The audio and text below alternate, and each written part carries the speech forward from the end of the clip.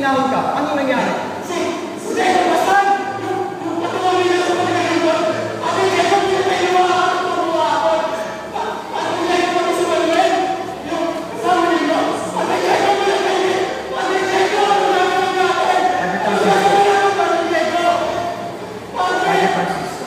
Ang buhay natin ay nakalaan lamang sa Diyos.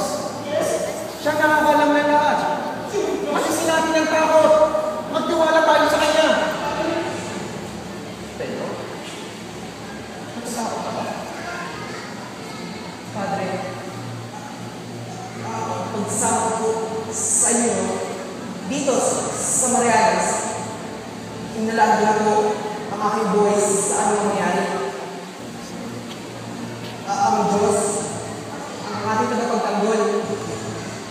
May takot man ako, pinapalakas ka rin ang ating Panginoon Diyos. Wala na yung pananampalataya, Pedro. Sige na. Pagpahinga ka ng pagkakatayan ng Diyos. Totoo tayo sa lugar na matapang. Sige, Padre, kailan